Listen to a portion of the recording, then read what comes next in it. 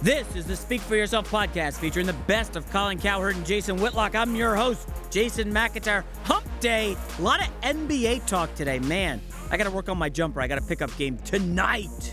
Colin Cowherd compares the hiring of Magic Johnson to the new releases of the movie Chips and Baywatch. Oh, man, Colin coming down hard on the Lakers. Former Super Bowl champ Eric Davis reminds us that the 49ers did not get rid of Steve Young, and the Patriots should not get rid of Jimmy Garoppolo. The only difference there is Steve Young was like a big deal coming out of college. Jimmy Garoppolo, not so much. Whitlock calls Kevin Durant hug life and not thug life, and he's actually starting to come over to KD's side in the feud with Russell Westbrook. About time, Whitlock. Our favorite hoops analyst, Chris Broussard, is here to talk about Phil Jackson's tactics with Carmelo Anthony and what a debacle that is. Plus, we all debate Boogie Cousins versus Grayson Allen and the media coverage of both athletes. Ready for Speak For Yourself? Cowherd and Whitlock, take it away. Colin thinks the NBA needs Kevin Durant and Russell Westbrook to keep feuding. I do, and Jason thinks the Falcons are going to be better than the Patriots next year. That's adorable. I does. Speak For Yourself starts now. Oh, boy. It's adorable. I'd like to thank the NFC South for participating again this year. All right, hello and welcome. We're joined on the panel today by Fox NBA analyst Chris Broussard and Super Bowl champ Eric Davis. Let's start in New York, where the drama between Carmelo Anthony and Phil Jackson drags on. After Bleacher Report's Kevin Ding wrote an article criticizing Carmelo and saying the Knicks were foolish to think he would change. Phil took a not-so-cryptic shot at Melo, tweeting, quote, "Bleacher's Ding almost rings the bell, but I learned you don't change the spot on a leopard with Michael Graham in my CBA days." Colin, is it a bad look for Phil Jackson to openly criticize Carmelo? Yeah, it's kind of to be honest with you, it's kind of a dumb thing to do. I mean, in the NBA, the game has always been if you're unhappy with a player, don't let anybody know. So you get more leverage. Like to openly say, unhappy, can't wait for him to leave, what's your leverage? Like, I don't understand the business proposition here. Well, it depends on who he's trying to create leverage with. What if he's trying to create leverage with Carmelo, who has the no-trade clause and may be vetoing opportunities to move Carmelo? So perhaps he's trying to make the seat for Carmelo so hot that Carmelo starts approving some trades rather than vetoing trades. I think he's going to make Melo dig in even deeper, though. I think this is just going to make Melo want to stay in New York even more. Run Phil out. And show that you can't drive me out. And I think this is embarrassing to Phil Jackson. I do, too. Because when he was a coach, he had an almost professorial image, right? Like, he's kind of above sports. He's smart. He has his players meditate. He gives them books about things outside of sports. He takes pot shots at him in books. Well, in books, yeah. But he still was able to rise above that. He had this pristine image that he is damaging badly. Now, obviously, he still got the 11 rings. Yeah, he can't ruin it. Right. But he is sullying it. Just like it happened to Isaiah Thomas, when people still think about him in New York as this bad GM. This is what people are going to think about, or a lot of people are going to think about Phil Jackson. And to your point, it's just not smart. Because one, it might make Melo want to stay even more. It's not good for his trade value. And other players around the league, and maybe even your own player. There you go. Kristaps Porzingis. That's what I was getting at. Looking at this. You guys are talking about the leverage aspect of things and how this affects Carmelo. Think about other players in the league. If Phil Jackson is going to be in charge of the Knicks organization, if I am a superstar player out there, if I'm a star player, if I'm a player that's just even thinking about coming to play for New York, is what I wanted to do I want to go and play for a place where they are going to say it's my fault publicly, where they're going to tweet it out and say it's my fault that we're not winning. It's my fault that these things are going wrong. It's my fault that this has not happened. That's what Phil Jackson is doing. That's right. I agree. That's dumb. Why would I want to go play for an organization where you were going, it's okay if you call me upstairs, but you're going to say that publicly? San Francisco, No one wants him. At the Super Bowl, I was told that Josh McDaniel was offered the Niners job. But he saw all the leaks and he thought, no thanks. This doesn't rise to a leak, but it rises to chaotic front office jive. I wouldn't want to be part of it. It does sound like Carmelo and Phil are either a him or me situation. Yeah. Somebody's got to go. But Chris, Carmelo can do that, though. Phil can't. I wanted to clarify something from Chris. This new CBA, isn't free agency much, much harder now, and so the recruiting of free agents much, much more difficult because of the money difference you have to sacrifice. And so maybe Phil thinks there's less to lose as it relates to being able to recruit players. And so he feels like he can play hardball with Carmelo because the recruitment of players is going to be a lot harder under this new CBA. The home team, if you will, does have an advantage because you can pay them so much more than the other teams. But that's always been the case, not to this degree, but it's always been the case. I don't think Phil's thought of it as deeply as you are on that issue, but smokes a lot of weed. He's probably thought of it pretty well, I think it's interesting and appropriate that his daze is spelled D-A-Z-E. And I think he's still in that daze by the way he's acting right now. But at what point does dysfunction make things better? And that's what they are presenting. But by him tweeting out these type things, by him digging in with this guy and blaming things on him, that's dysfunctional, and it doesn't help. Are the Knicks embarrassing to the league? I mean, this is... Not embarrassing to the league, no. They're creating copy. Now, look, the Knicks, to me, are terrible, and long before Phil, they've had a problem. And so it goes above Phil to James Dolan, if we really want to look at it. I don't know if they can go any lower than they are right now. So maybe this dysfunction, sometimes, again, it's like some people have a theory about Trump, is that in order to clean the swamp, it's going to have to get really ugly. And so if the Knicks, if Phil Jackson, again, because I see a little of this like swamp cleaning and an older person like, man, I've had it with these young people. I'm going all in. I don't care. I see that mentality of Phil. Phil is the one acting immature. Melo has been the most mature person in that entire organization. Imagine going to work every day. Going to work every day and knowing your bosses want you out of there. And he's going on the court dealing with that. I've lived that for 30 years. I was just about to say, It's tough to do. But if you're going to criticize and you say clean the swamp, and Phil Jackson's tired of these guys, Phil Jackson brought in Derrick Rose, Joakim Noah. He created this old mess. And he paid. Carmelo Anthony didn't put a gun to his head and say, give me $124 million, give me a no-trade clause. That was Phil. Don't blame it on Melo. Hold on. If you read the tweet, though, Chris, I think Phil's trying to say, no, I learned my lesson long ago in the CBA. The Carmelo deal wasn't me. I think he's trying to say, he may be lying, but he may be trying to say the Carmelo deal wasn't me. That was made above me. But he still can't do that on Twitter. You can't do that. If you're truly trying to put the organization in the best light, if you're truly trying to get things set up to where you don't want this player, but you want to move on and you want other players around the league to know that this organization is trying to become stable, how does him blaming this guy on Twitter help that? He sounds like he's taking an unorthodox approach to clean the swamp. I've always had I don't think it's going to work. I've had a rule on Twitter: never tweet in your underwear or after a cocktail. I think he was both. What about Holy cow! That told me to never tweet. Yeah, that's my theory. To another NBA drama, the Kevin Durant-Russell Westbrook saga. According to Durant, the media is responsible. The media for creating that perception that there has been a feud between himself and Westbrook in the aftermath of his departure from OKC.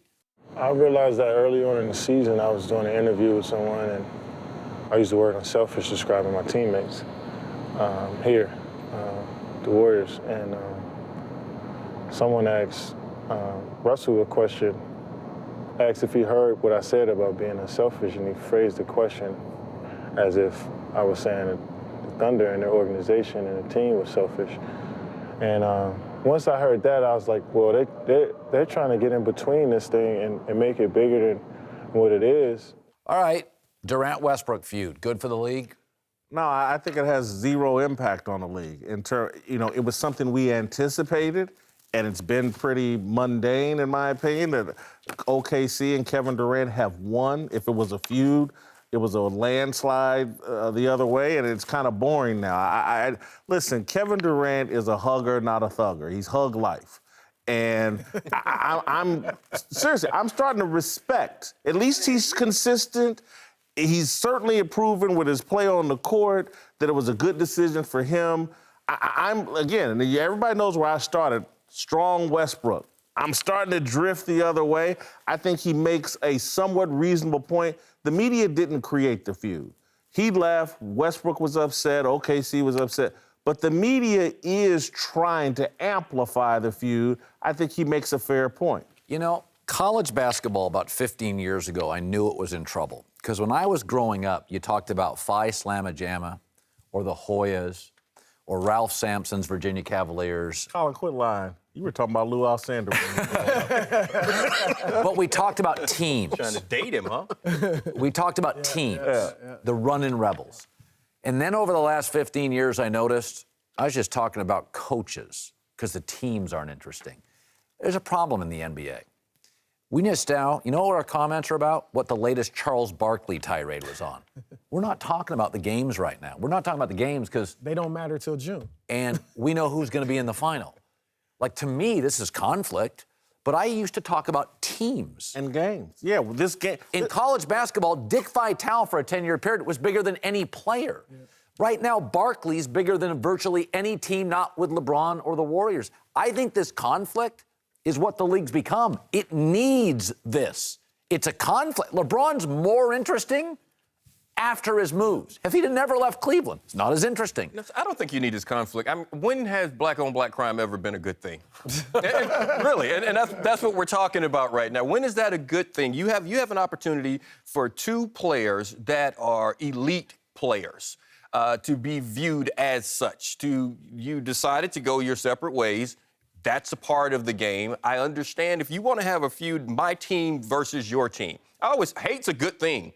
When it comes in sport. Right. Hate's a very good thing. You love your colors, you hate the other team's colors. From a fan standpoint, from a player standpoint. From an individual standpoint, Magic didn't hate Bird.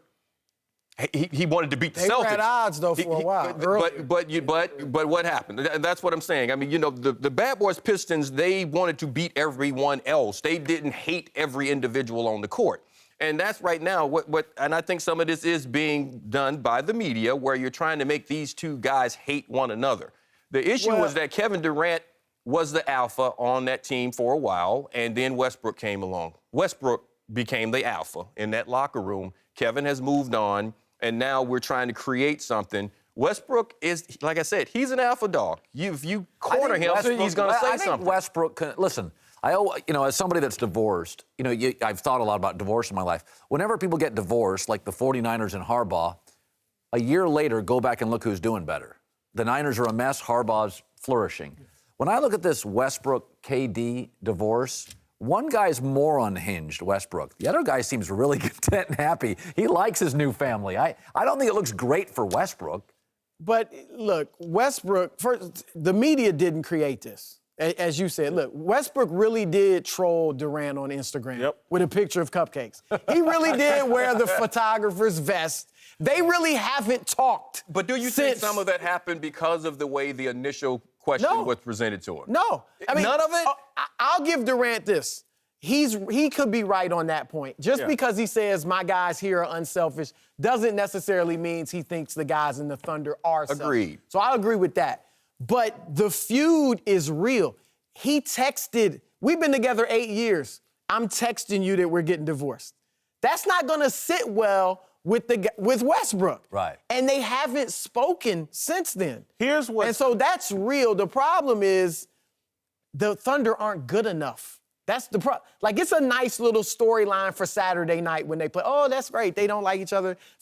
But they're not good enough to make this real. How often do you talk to people now as opposed to texting them? That's what everyone does now. I'm not sure my mom and dad now. Back. My mom texts me. She doesn't even call me anymore. My mom texts me. So for him to text him... But this was a major announcement. I'm going to pick up some bread at the store. But major announcements, my mom will still text. That's what happens now. That's how you communicate. I don't think that is bad as him bad not for you saying... and your family, Why haven't they talked? Why haven't they talked? But I mean, like, text after that, there's no text. Are you saying there's no drama? No, I'm not saying that there's not any drama. I'm saying some of this, the way some of these questions have been presented to them, it could have helped create some of that. But I'm just saying by texting someone doesn't necessarily mean you didn't care to let them know what was going on. Here's why I'm leaving. I'm going to Golden State. You think that's sad? I think Durant wants peace. Yes. He won. I do too. And he wants peace. Well, he's much happier. And he's basically asking the media ahead of Saturday's game, let's move in a direction towards peace. Don't read anything that happens on the court that I do as some act of war. I'm there seeking peace. We're going to kick their butt. Westbrook hopefully won't do it. I think it's easy for him to be at peace. Much easier. He's dating the head cheerleader now, right? I mean, come on, man. Colin, I want to remind you of something, by the way. What? You're not divorced. You're remarried. Oh, okay, I just want to clear that up for your wife at home. All right, to New England, where Tom Brady's latest Super Bowl win has led to a lot of speculation about Jimmy Garoppolo's future with the Patriots. CBS Sports writes that New England could land multiple draft picks from a team like the Bears or the Browns in exchange for their highly regarded backup quarterback. But guys, we all agree the Patriots should hang on to Garoppolo. And I'm wondering, Colin, and to everybody, does that mean we're a little suspicious of Tom Brady? Can he play another 3 years? Could he fall off a cliff next year? Why are we all convinced they should hang on to Garoppolo? I'll tell you why. Because of the last 36 quarterbacks in the last 3 years drafted, 5 can play, and 2 are luck. Everybody passed on Derek Carr, and everybody passed on Dak 3 times. Some of this is luck. The Patriots, everybody thinks they're just smarter than everybody. Oh, New England just smart. All right. Since Belichick arrived, they've drafted 9 quarterbacks. Let's all agree Brady's luck. They passed on him 5 times. I've said it forever. It's luck, okay? It's complete luck. And even then, after they drafted him, there were discussions, should we keep him? So let's take out Brady. Of the 8 guys they've drafted since, 1 Garoppolo, I think, can really play. So the smartest team in the league's 1 for 8 on quarterbacks, and they've used good picks often. But again, if you think Brady's going to be there for 3 or 4 more years, you don't go out and get a boatload of draft picks No, you for don't. Garoppolo? No, you don't. Dude, this is like The Matrix, the movie. And if you're Morpheus and you're sitting there and you say that kid is the one, you don't let him go. You don't. You do what the 49ers did. You had Steve Young there. Steve Young was there, and you had Joe Montana. But you don't get rid of Steve Young. Green Bay didn't get rid of Aaron Rodgers. When you see that this kid is the one, he's on that rookie contract, you don't get rid of him. When you know that guy's there, you can get rid of the incumbent. You keep that guy. We saw it this year with Carson Wentz, Sam Bradford. We have someone that we think that this youngster can play. You let the other guy go. Brady is going to go before he's ready. Yeah, I've said it before. Eric, He's going to be 40. He's going to be 40, yeah. This says something about Brady. This is a random theory. So I was texting you during the Super Bowl. Boy, that first half, Brady missed a lot of passes. He looked mortal. He was terrible against Houston in that playoff game. Yes. We can admit that. They had a soft schedule. Guys, does Tom Brady want Jimmy Garoppolo breathing down his neck next year? He has 2 bad games. Hey, let's bring in Jimmy G. Let's go to the bullpen. And then what? Does Tom Brady really want him around next year? Think about it that way. But Tom Brady's not going to get rid of him. If Garoppolo is going to be, if he's your guy, what's going to happen? And I'm telling you, I lived it. I saw it. If Garoppolo is the guy, you keep him. Why did Brett Favre go and play in another uniform? Because when that rookie contract was up, they had to decide, and they've seen enough of Aaron Rodgers to say, this guy's ready. Yeah, but Rodgers was a record setter in California. He was a first-round pick. No, Rodgers was the backup on the bench. That he was great with the Cowboys. That hadn't played in the NFL. I know what he's talking about college, but I'm saying in the NFL. He hadn't done a thing yet but practice. And they saw it and they believed in him. If you believe in Garoppolo, you're going to keep him on there. He's on his rookie contract. Okay, Robert Kraft would ultimately make the call here. It's his team. It's his business. New England's very unique in this league. Everybody else, you could argue, the theory is all in to win the ring, even if it hurts next year. New England doesn't play by that game. New England, because their coach has ultimate leverage, unfireable, they're really like, what we don't want to do is bottom out. Like, that's how most businesses are run in America. That's how the Knicks are run. But most businesses in America, it's not about grab the brass ring and sacrifice the next 10 years. Most companies, it's about long-term viability. In the NFL, New England runs that way. Okay, everybody else has grabbed the brass ring. If Atlanta would have won that Super Bowl, that would have satiated their fan base for a decade. Totally different. So my question is, Robert Kraft is sitting there. Okay, Brady's great, but we're 1 for 8 on quarterbacks. I am not going post-Brady and becoming the post-MJ Bulls. I'm not getting rid of him. You build a team. I hear what you're saying. But I think the Patriots have had this great luxury of playing in the AFC East. Yeah. You build a team to win your division. And they could do that with me or you playing quarterback damn near. The Patriots are built to win the division. Matt Castle. The Patriots build their team to win the championship. That's what Robert Kraft does. There's a difference. Okay, well, that's different than what Colin's saying. Like, they have this luxury of they're just worried about not bottoming him out. They can have that luxury because they play in the AFC East. I think it feels like, I always hear this. People always say, they play in such a bad division. Well, that's because Brady beats everybody twice. By the way, the SEC still does pretty good in bowls. Alabama makes everybody look the Dolphins made the playoffs this year, guys. That's not total. And the Jets that division are is close. The Jets No, are. This division is not total garbage. When you add up the Bills, Jets, and Dolphins, you would be shocked in the last decade how many times they've been at least 500. More than you think. 500, yeah. It's not terrible. Yeah. They're getting better within that division. It's getting close. Welcome back. Chris Broussard and Jason McIntyre back with us. Let's move to the Lakers. Yeah.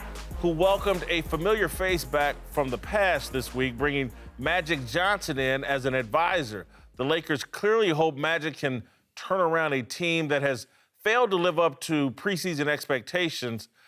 In the post-Kobe era, Colin, is this a desperate move by the Lakers? Absolutely. Listen, how many times in sports have I seen this? When you don't have a point of view or a direction, you reach to the past. I just saw a movie preview the other day, Chips. I watched another movie preview the other day, Baywatch.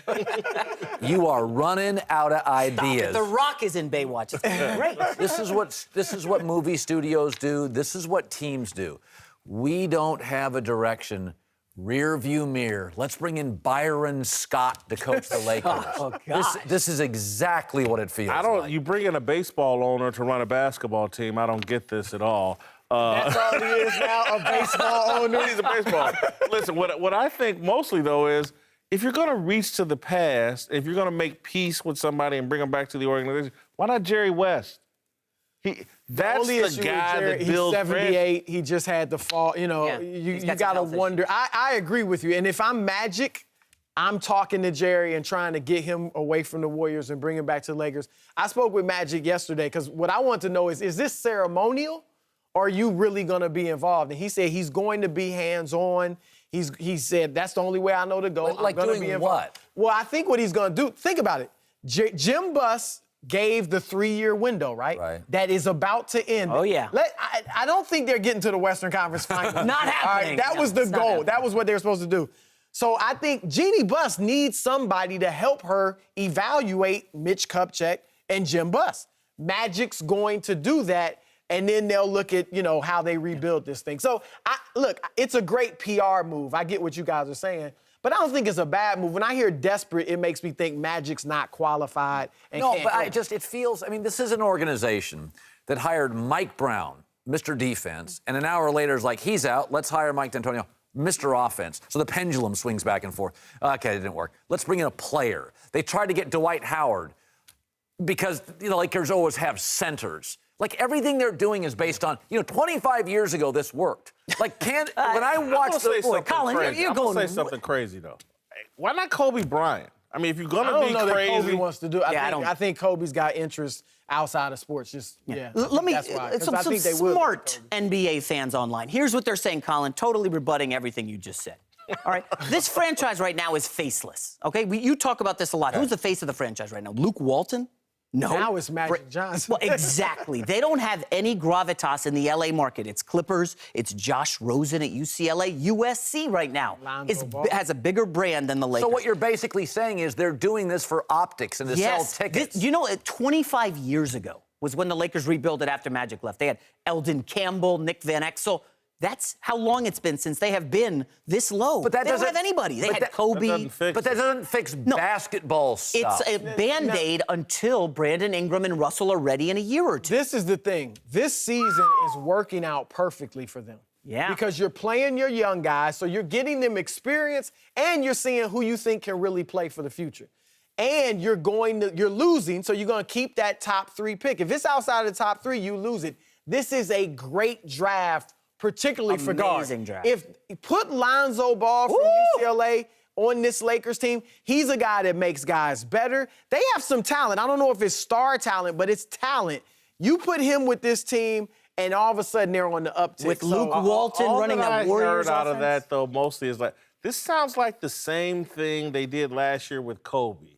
Last year was about Kobe and selling tickets. And now it's Magic, and he's going to put a Band-Aid on. How come the Spurs never worry about this stuff? They just worry about... they had Tim Duncan. But, I mean, the Spurs, even Tim Duncan, though, took a pay cut. Yep. Kobe got an escalation. Everything the Lakers do is about sure. holding on Well, you're to competing in the L.A. market with the beach and Hollywood. What are the Spurs competing with? You need a storyline with the Lakers. You need some juice. You know what you need? A good European scout. And so hey, how about this, Colin? Don't they need Magic to come in and say to these young guys, hey, D'Angelo Russell, can you stop partying? Can you tone it down a little bit, clean up your act? Magic's going to have a tough time selling that one. Stop partying, stop kicking it. Yeah, and say, I messed it up, I had to retire He's been known to kick it in the back. McIntyre's like 28 years old. You don't remember. Jeez. Magic Johnson led I get my driver's license next week. But you know what Magic can He led the league in assists and scoring. Look, what Magic can do, the Lakers have been very unimpressive in their free agent meetings because Jim and Mitch, they're dull. They don't have great personality. That I buy. You bring him in. Now, you got to have some substance with it, too. It can't just be Magic, making these guys Or he can just put the rings on the table. Well, he can do that. But, he will hold some. He's got clout with these guys. Okay, that I get. If you're bringing in Magic because he's in the room in free agency, that I buy. But again, that's part of it. Is a lot. I mean, they've always been the show. It's L.A., but they're really heavy on the show. To me, too much. Byron, Kobe's big. Stop bashing Byron Scott. They need to catch up. By the way, does anybody know who runs San Antonio? No, R.C. Buford. If you know the executives, it's generally a problem. Look, Magic gets credit for the high five. He should also get credit for making it rain. Welcome back. Chris Broussard, Jason McIntyre back with us. Let's go to Sacramento. Do we have to? Where DeMarcus Cousins shoved a Bulls assistant coach on Monday, picking up 2 Ts and triggering an automatic 1-game suspension for reaching 16 techs on the year. But let's compare the treatment of Cousins, whose behavior has largely gone unnoticed, to that of Grayson Allen, whose repeated tripping violations opened up his every move to withering criticism. Jason, does Cousins deserve the same kind of hate as Grayson Allen? I don't think either one of them deserve over-the-top hate, but does he deserve the level of scrutiny and criticism that Grayson Allen? Absolutely. He's an adult. He's a professional. He's playing in the NBA. He's much older than Grayson Allen. He should have a little bit more control than what he's been demonstrating. It is kind of preposterous to me. But again, it speaks to the target that's on Duke's back and the target that's on the back of whoever Duke's top white player is.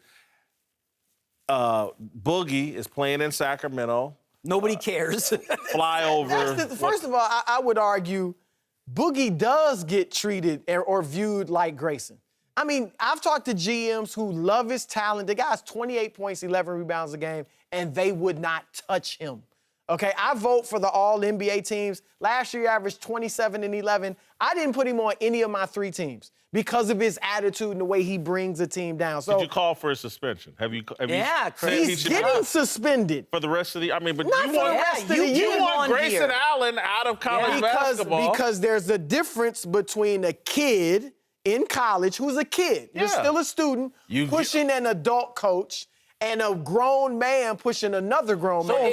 What you have in the NBA. I'm not saying I condone it, but you're an assistant coach, I'm a player, we're both grown men. That's different than if you're an adult and I'm a kid and I push you. So let me keep it, as you say, 100. Yeah. Are we insinuating that the left-leaning media is easier on Grayson or is easier on DeMarcus than Grayson? Is that the insinuation? 100%. That's what I know. That's what he said. No. I'm asking. Look, there's a pie, and that's part of the pie of the reason. Yes. Okay. Because my takeaway is, first of all, Duke is just more interesting than Sacramento. Certainly. Yes. Okay. So that they're going to get more. Secondly, I got to be honest with you, the Grayson Allen tripping is the most bizarre video I've ever seen. Yeah. Seriously, every time I watch it, I'm like, it's ridiculous. I've never seen in my life watching basketball. So all I'm going to insinuate is I would cover the Grayson Allen tripping more than DeMarcus Cousins. And with online, by far. So online, without question, people click on Grayson Allen and are talking about him more. Nobody cares about DeMarcus Cousins. No offense. Now, to your point, though, Chris, I got to come back to this. You were like, behind the scenes, people are like, I wouldn't touch it. That's behind the scenes. Online, all it is hate, hate, hate Grayson Allen. Nobody says anything about DeMarcus Cousins. But Chris, this is 5 years he's been in the top 5 for technicals in the NBA. Why aren't we destroying DeMarcus Cousins? Because he's in Sacramento. If he was doing this in New York, if he was doing this in New York, it would be a big deal. Nobody cares. Let me play a trump Nobody card. cares about Sacramento. I'm an Indiana Pacers fan. Ron Artest was in Indiana and damn near blew up the league because, again, his behavior, we kept overlooking it. Oh, it's just in Indiana. No one cares. Again, the Pacers were a great team that year. You're right. But you're a good point. Boogie Cousins is cut from the same cloth as Artest. There's some issues here. I'm not for demonizing the guy. I'm just like, hey, man, this dude needs some help the same way I feel Grayson Allen needs some help. I just think Sacramento is so far off the radar that nobody cares. And also, nobody cares. Grayson Allen, a 21-year-old kid. Tripping, I would argue, too, that purposely tripping players during the game. It's messed up. No doubt about it. It's worse than yelling at a ref. Oh, he's done more than that for 5 years. He's gone off. I don't condone any of that, but look, there are other ways to punish a professional athlete. Every time he gets fined, that's money out of his life. No. You can't fine Grayson Allen. All you can do is suspend him. There was a guy that said on this show that wanted Grayson Allen run out of college basketball. He's sitting right there. And I'm just trying to say, do we want Boogie run out of professional basketball? No, because Boogie is a grown man and you can punish him in other ways. Man. But I did want Grayson can learn a lesson. Are you not more tolerant with your children than you are an adult? But here's where Broussard and I agree on this. As a reporter, the Grayson Allen story is, if I was, pretend, hypothetical, if I had any journalistic chops. Grayson Allen Duke story is more fascinating. Thank you. It's literally, first of all, I have never seen the quality of trip. The video is like, it's absurd. Yes. I mean, honestly, when you watch the video. You really think race plays a role in this? Well, there's a pie. And it plays a part. It's not the whole. It's a heck of a pie. It's not the whole explanation. Everything. I love pie. Everything is a pie. And yes, do I think Duke, best white player? It's like a 25-year tradition. But he's done. First of all those white players, Danny Ferry, Christian Laettner, were known for being dirty. Grayson Allen has taken it to a much higher level in terms of dirtiness. By the way, we all can't dismiss that. That's why we did like Bobby Hurley. Yes. Who didn't like Bobby? I love everybody liked Bobby Hurley. Give me Anderson Hunt over Bobby Hurley any day. Everybody liked Bobby Hurley. UNLV. So they didn't? I was with the Fab Five team. They didn't like it. Oh, he was I was covering the Fab Five. They didn't like it. This is the Speak for Yourself podcast featuring the best of Colin Cowherd and Jason Whitlock. I'm your host, Jason McIntyre. Thanks for listening, everybody. Fun show today. Make sure you subscribe on iTunes. Tell all your friends. Hey, quick note. Did you guys hear what Charles Barkley said about Lonzo Ball's brother, LaMelo Ball, scored 92 points? Classic get off my lawn, Charles Barkley. He's just so angry. Play some defense. Dude, it's high school basketball. It looked like a glorified pickup game, Chuck. I will say this. And it pains me to kind of agree with Barkley because he's been so wrong about Curry and he's been so wrong about LeBron in recent weeks. But in a way, he's kind of right. This 92 points, if you look at the video, it's on thebiglead.com. It is kind of a joke. It doesn't even look like a game. So Barkley, I'll ride with you today. Talk to you guys tomorrow.